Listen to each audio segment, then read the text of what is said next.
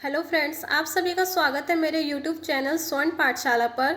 इससे पहले वाली वीडियो में हमने प्लेटो के क्वेश्चन नंबर 1 और क्वेश्चन नंबर 2 किया था। आज हम करेंगे इसका क्वेश्चन नंबर 3, जिसमें पूछा है हमारा प्लेटो के साम्यवाद की विवेचना कीजिए, प्लेटो के संपत्ति एवं परिवार के साम्यवाद की व्याख्या कीजिए। ये क्वेश्चन हमारा 2 टाइप से पूछ सकता है, तो यहाँ पे दोनों टाइप दिए हुए हैं और किस तरीके से हमें इस क्वेश्चन को लिखना है अपनी आंसर शीट में वो भी इसमें दिया हुआ है। तो चलिए स्टार्ट करते हैं। आदर्श राज्य की कल्पना को साकार करने तथा उसे सफल बनाने के लिए प्लेटो ने तत्कालीन सामाजिक व्यवस्था में सुधार करना आवश्यक समझा। अतः उसने संरक्षक वर्ग के लिए साम्यवाद की रूपरेखा रिपब्लिक, ये उसकी बुक का नाम है, रिपब्लिक में प्रस्तुत की। प्लेटो का यह विश्वास था कि मानव की प्रवृत्ति को बदलने के लिए शिक्षा परम आवश्यक है। अगर हम ह्यूमन के नेचर को बदलेंगे तो वो किसकी वजह से हम बदल सकते हैं? एजुकेशन की वजह से। एजुकेशन बहुत ज़्यादा इंपॉर्टेंट है किसी भी ह्यूमन के नेचर को बदलने के लिए। उसने शिक्षा की पूर्ण व्यवस्था करके संरक्षक वर्ग को निस्वार्थी, देश प्रेमी, त्यागी एवं तपस्वी बना दिया। परंतु प्लेटो को यह शंका हुई कि कामिनी और कंचन में व्यक्ति फंस जाता है, मतलब मोह माया में, चाहे वह कितना भी विद्वान क्यों ना हो। इस भय को दूर करने के लिए प्लेटो ने संपत्ति एवं परिवार के लिए साम्यवाद योजना रखी। सिनक्लेयर का कथन है, प्लेटो व्यक्तित्व, संपत्ति और पारिवारिक जीवन पर प्रहार करता है। रिपब्लिक में सामाजिक क्रांति का संदेश मिलता है और संपत्ति के पूंजीवादी को समाप्त करने का आदेश मिलता है। वस्तुतः प्लेटो का साम्यवाद आत्मिक उत्थान के प्रयास का एक भौतिक और आर्थिक तत्व है। नेटलशिप के अनुसार प्लेटो का साम्यवाद शिक्षा द्वारा उत्पन्न प्रवृत्तियों को प्रभावी और सबल बनाने का एक सहायक यंत्र है। बारकर के शब्दों में, प्लेटो के लिए आदर्श समाज की स्थापना में परिवार और संपत्ति का साम्यवाद उसके शिक्षा द्वारा आत्मिक उत्थान के प्रयास का एक मौलिक और आर्थिक साधन है। ये जितने भी स्टेटमेंट दिए हुए हैं ये सभी आपको अपने एग्जाम में लिखने हैं। सेम इसी तरीके से प्लेटो शासक एवं सैनिक वर्ग के लिए साम्यवादी योजना को प्रस्तुत करता है। प्लेटो का मत है कि जब शासक व सैनिक वर्ग के पास परिवार एवं संपत्ति नहीं होगी तो वे सांसारिक आकर्षणों से मुक्त रहेंगे। प्रोफेसर भंडारी का कथन है, प्लेटो के साम्यवाद का उद्देश्य राजनीतिक और आर्थिक शक्तियों के एक ही हाथों में होने से उत्पन्न होने वाले भ्रष्टाचार को रोकना था। यानी कि जो प्लेटो था वो क्या चाहता था कि भ्रष्टाचार देश में रुक सके। प्लेटो के अनुसार परिवार एवं संपत्ति के आकर्षण में फंसकर शासक व सैनिक वर्ग अपने कर्तव्यों की अवहेलना कर सकता है। प्लेटो इसलिए इन दोनों वर्गों के लिए संपत्ति एवं परिवार के साम्यवाद की योजना प्रस्तुत करता है। इस संबंध में बारकर का यह कथन उचित प्रतीत होता है कि प्लेटो का समाजवाद योग का एक साधन है, क्योंकि प्लेटो समाजवाद का मतलब साम्यवाद के द्वारा मानवीय इंद्रियों को वश में करना चाहता है।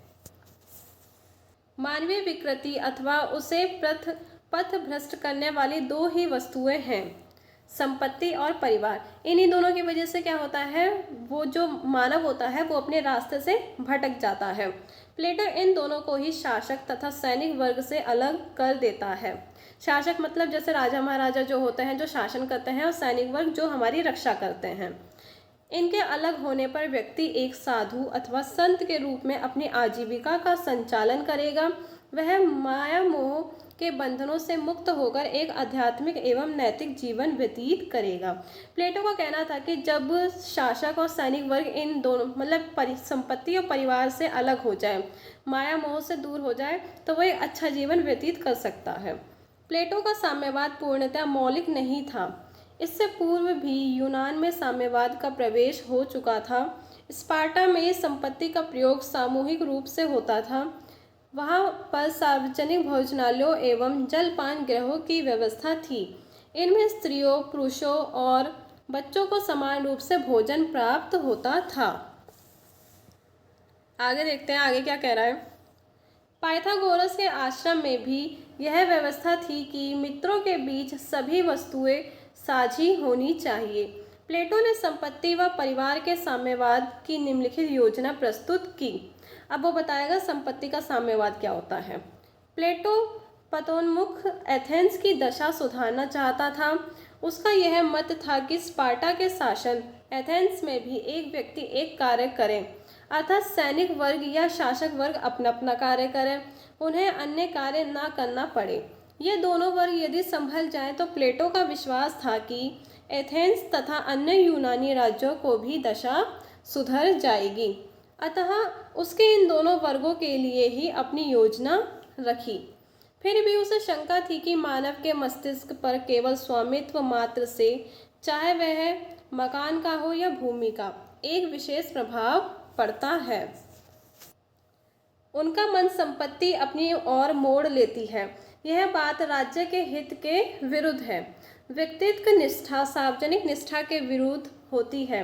प्लेटो चाहता था कि सैनिक और शासक पूर्णतः राज्य की सेवा में रहें, उनका सर्वस्व राज्य पर बलिदान हो जाए। अतः उसने अनुभव किया कि इन दोनों को संपत्ति से दूर रखा जाए।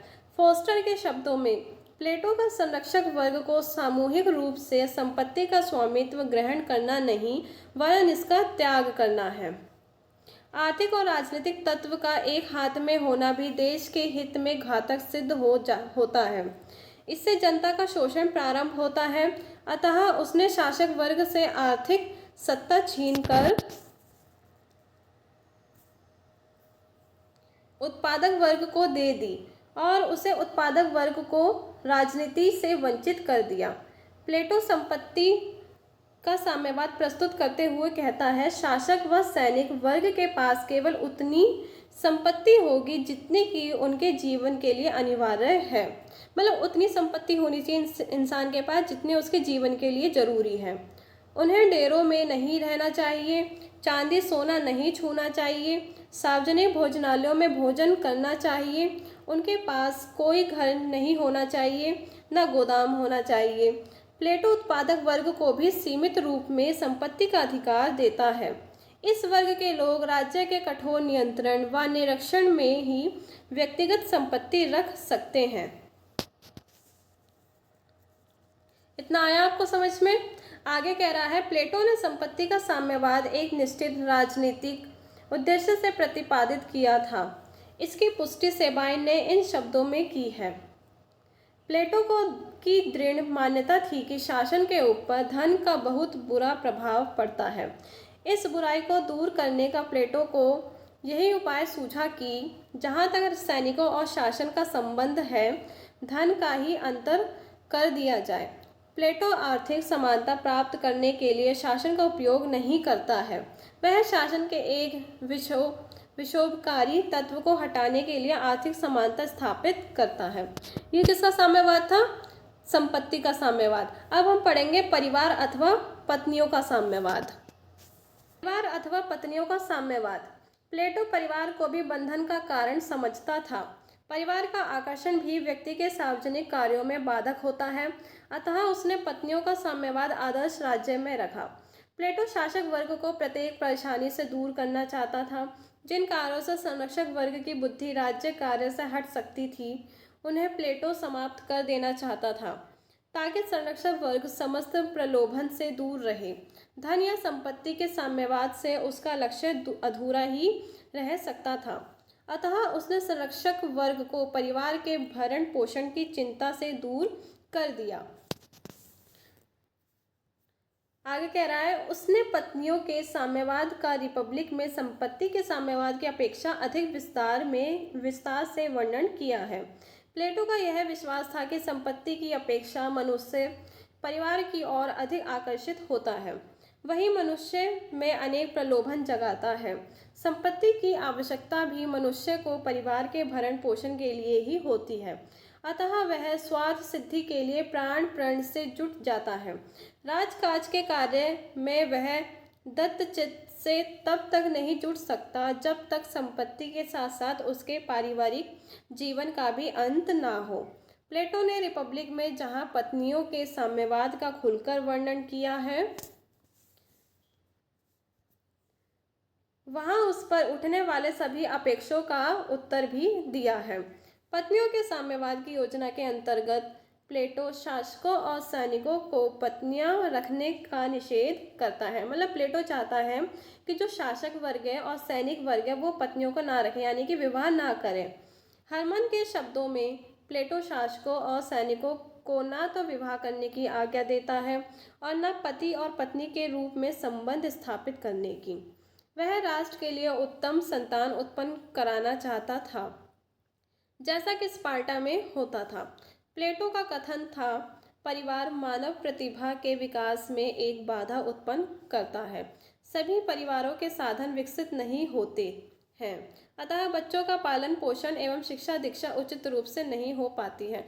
मतलब प्लेटो का कहना था कि जो मानव है और जो उनका परिवार है उसमें सबके पास तो साधन होते नहीं है, तो जब साधन नहीं होते तो बच्चों का सही से पालन पोषण भी नहीं हो पाता है और सही से बच्चों को शिक्षा भी नहीं मिल पाती है।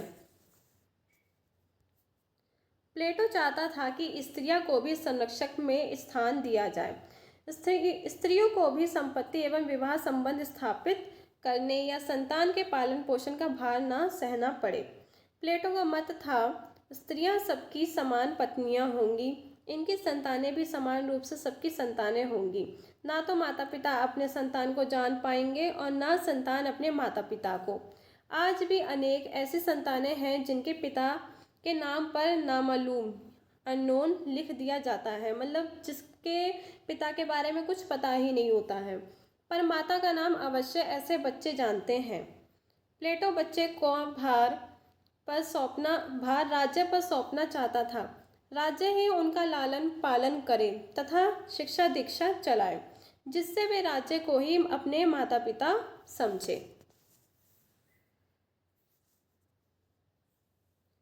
प्लेटो के समय में एथेंस में स्त्रियों की दशा अत्यंत शोचनीय थी। उनका जीवन एक चार दीवारी से दूसरी चार दीवारी तक सीमित था। स्त्रियों को बच्चा उत्पन्न करने का एक उपकरण माना जाता था। स्त्रियों के लिए एथेंस के सार्वजनिक जीवन के दरवाजे बंद थे।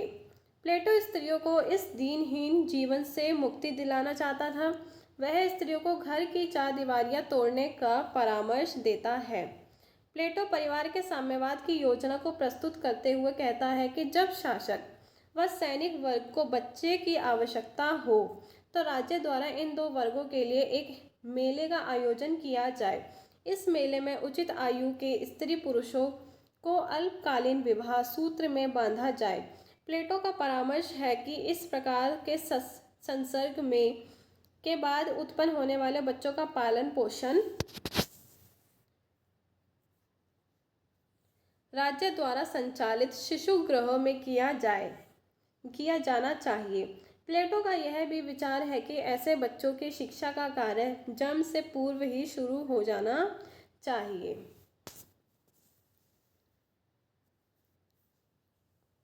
प्लेटो स्वयं विवाह के बंधन में नहीं बंधा था, वह तो परिवार से घृणा करता था।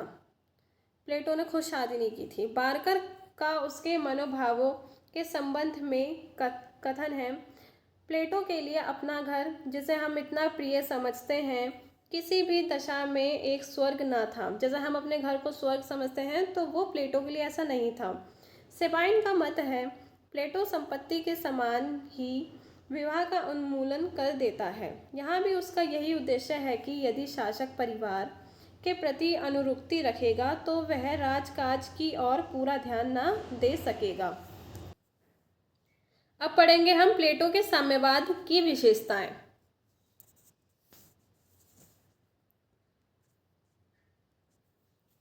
प्लेटो के साम्यवाद की विशेषताएं। प्लेटो का आदर्श राज्य एक आदर्श समाज की रचना की भी मांग करता था। अतः प्लेटो ने साम्यवाद की योजना बनाकर राज्य के महत्वपूर्ण वर्ग पर लागू की। यह योजना केवल संरक्षक वर्ग पर लागू की गई। इस योजना का उद्देश्य मानव को निस्वार्थ, परोपकारी, संयमी और सच्चा देश प्रेमी बनाना था। इस योजना का आधार मनोवैज्ञानिक, दार्शनिक एवं राजनैतिक था। अगर आपको इस वीडियो की पीडीएफ चाहिए तो आप मेरे टेलीग्राम चैनल को ज्वाइन कर सकते हैं, जिसका लिंक मैंने इस वीडियो के डिस्क्रिप्शन में डाल दिया है। तो वहाँ से आपको इस वीडियो की पीडीएफ मिल जाएगी और इससे पहले वाली जितनी भी वीडियोज़ हैं आप उसको भी देख सकते हैं और उसकी पीडीएफ भी वहाँ से देख सकते हैं। प्रोफेसर सेबाइन के अनुसार प्लेटो का साम्यवाद मुख्यतः राजनीतिक उद्देश्य लिए हुए था। वस्तुतः प्लेटो के साम्यवाद का प्रमुख आधार राजनीति था, आर्थिक नहीं। प्लेटो की योजना में स्त्रियों को पुरुषों के समान राजनीतिक, सामाजिक एवं प्रशासनिक अधिकार प्रदान किए गए थे।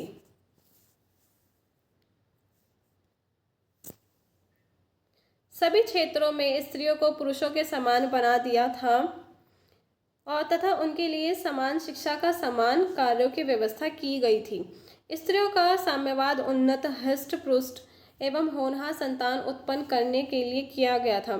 जैसे पशुओं की नस्ल सुधारी जाती है, वही योजना नवीन मानव जाति को बनाने के लिए प्लेटो ने अपनाई थी। प्लेटो ने इन दोनों के साम्यवाद को प्रस्तुत कर उनके अपराधों, प्रलोभनों एवं बाधाओं को दूर कर दिया है। राजनीतिक सत्ताधारियों के पास न आर्थिक शक्ति होगी और न परिवार, अतः वे अपनी पूरी क्षमता राजकाज में निश्चित होकर लगाएंगे और राज्य को उन्नतिशील अवस्था में ले जाएंगे। प्लेटो के साम्यवाद के संबंध में डनिंग का कथन है, यह योजना शासकों के लिए संपत्ति और परिवार का निषेध करती है, क्योंकि ये दोनों चीज़ें राज्य के पतन का मुख्य कारण हैं। मैक्सी का कथन है, यह योजना संरक्षकों की संतानों का उत्तरदायित्व राज्य पर रखकर उनके पालन पोषण और शिक्षा दीक्षा की अति उत्तम व्यवस्था करती है। वस्तुतः प्लेटो का साम्यवाद भोग का नहीं वरन त्याग का मार्ग है। वह यह भी लिखता है कि यह योजना सभी साम्यवादी एवं समाजवादी विचारों पर आधार है। मिल्टन, लॉक, रूसो, गेटे आदि सभी समाजवादी विचारकों ने इस योजना से प्रेरणा प्राप्त की। आधुनिक साम्यवाद ने अनेक बातें प्लेटो के साम्यवाद से ही ग्रहण की है और लाभ उठाया है। संतानों का राज्य द्वारा लालन पालन और एवं शिक्षा दीक्षा देकर रूस ने कुछ ही वर्षों में विश्व की महानतम शक्तियों में अपना नाम लिख लिया है। के गिनर का मत है, आज के साम्यवादी रूस में प्लेटो के अनेक साम्यवादी विचार मिलते हैं। दोनों ही व्यक्तिगत संपत्ति को बुराई का कारण मानते हैं। प्लेटो की साम्यवादी व्यवस्था की आलोचना करते हुए विद्वानों ने इसे अनैतिक, अप्राकृतिक, अस्वाभाविक, हास्यास्पद तथा असभ्य एवं पशु जगत का द्योतक बताया है। अब यहाँ से हमारा क्वेश्चन नंबर 4 शुरू हो जाएगा, जो अरस्तु से रिलेटेड है, जिसको हम नेक्स्ट वाली वीडियो में करेंगे। और अगर आपको इस वीडियो की PDF चाहिए तो आप मेरे टेलीग्राम चैनल से जुड़ सकते हैं, वहाँ पर इस वीडियो की आपको PDF मिल जाएगी।